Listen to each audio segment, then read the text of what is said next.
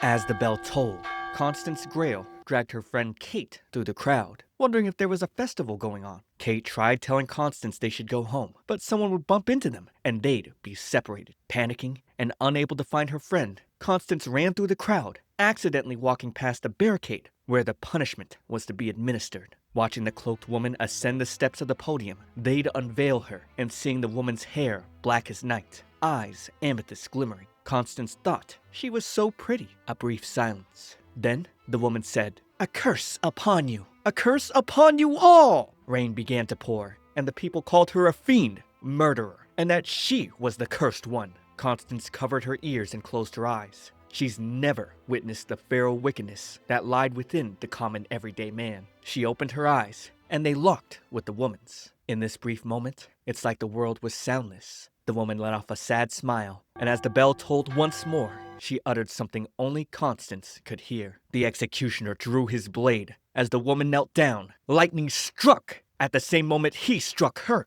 Blood splattered on Constance, and with the woman's head presented, the people cheered. "It's over! She's dead!" A traumatizing experience little Constance would scream over. We turned to the Lesser Palace, Grand Merillion. It had been 10 years since that night at St. Mark's Square. Constance was 16 now. Viscount Hamsworth congratulated her, saying surely the fates would bless her union, especially since the Grayle family motto was, "Thou shalt act with sincerity." She pondered on that. A few months ago, her father, the living embodiment of the Grayle family's sincerity, found himself under a mountain of debt. On the condition that the Bronson family pay for it, she became engaged to Mr. Bronson's son and heir, Neil. He was quite the gentleman. She couldn't deny that she's dreamed of marrying for love, but a plain, dull girl like her getting a handsome, well-mannered gentleman to consent to become her husband, she considered herself blessed, or so she thought. Her friend Mylene had heard the news. However, everyone was talking about Neil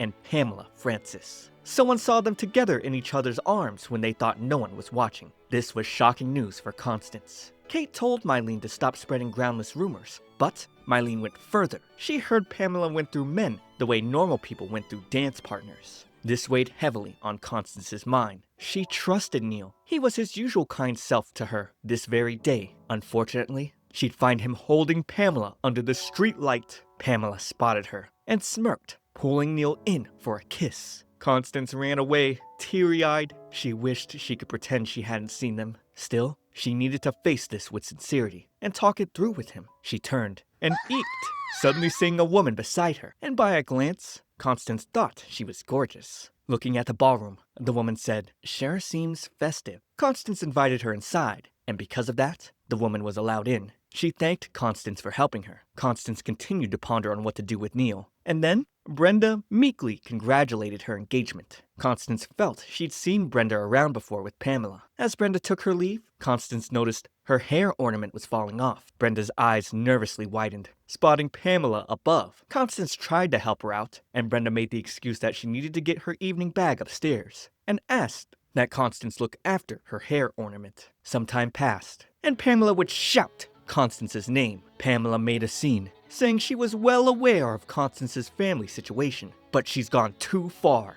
She announced Constance stole Brenda's hair ornament. The framing was diabolic. Pamela suggested Constance, being short on money, would do anything she could to get some by stealing Brenda's valuable ornament. Neil couldn't believe Constance would steal, but Pamela would take her bag from her, and out from it came the ornament. Pamela told her to explain in front of everyone, and Constance begged Brenda to please tell them the truth. Pamela told Constance to stop with the pitiful excuses, and coddled Brenda, who was trembling in fear. She then told Neil that now that he could see what Constance was really like, he should annul his engagement right away. Marrying her would sully the Bronson Company's reputation. He felt bad though, because there wasn't exactly concrete proof. Pamela said the proof was every witness here, and since they had Priest Viscount Hamsworth, they could annul it right away. Constance was frantic, but Pamela would use her own family's motto against her. "Thou shalt act with sincerity." Pamela said so much for the sincerity of the Grayles, calling Constance a no-good robber. I really hate this stupid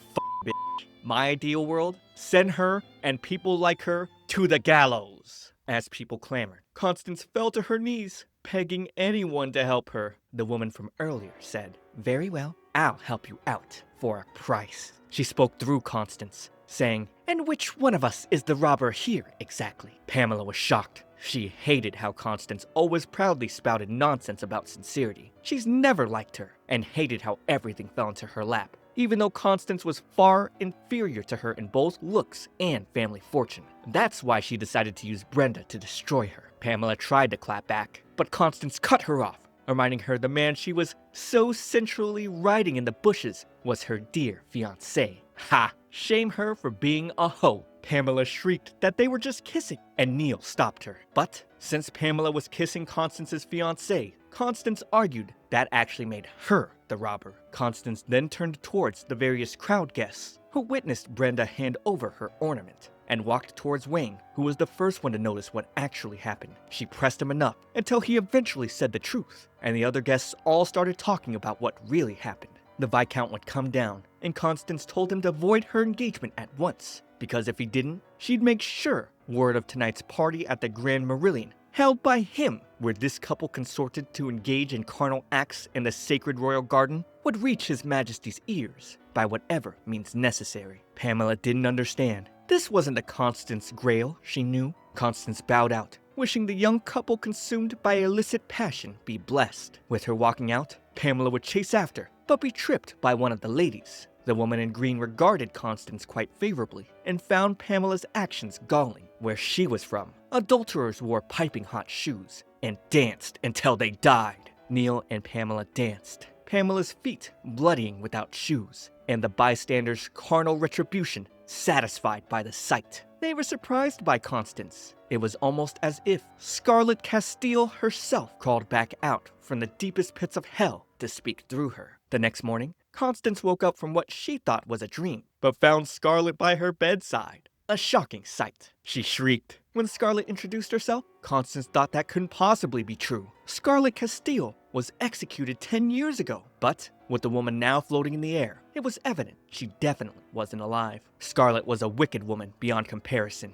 She plotted to poison her romantic rival, Cecilia, a Viscount's daughter, to the Crown Prince Enrique, denouncing her crimes at the Grand Merillion. And not only was their engagement annulled, but her utterly ruthless behavior led to her execution 10 years ago. Scarlet didn't remember a thing about the day she was executed, but the Grand Merillion was where she was humiliated by that idiotic Enrique and that black-hearted Cecilia. Remembering infuriated her. When she came to, she found herself in that place, but for some reason couldn't enter the hall. She was sure it was thanks to Constance she was able to enter. She matter-of-factly told Constance she seemed plain, unassuming, and had no redeeming traits. But the fact she noticed Scarlet was something she could be proud of. What a smug ghost. Scarlet was here to make sure Constance held her part of the deal. Constance would append the rest of her life, ensuring Scarlet succeeded in getting vengeance.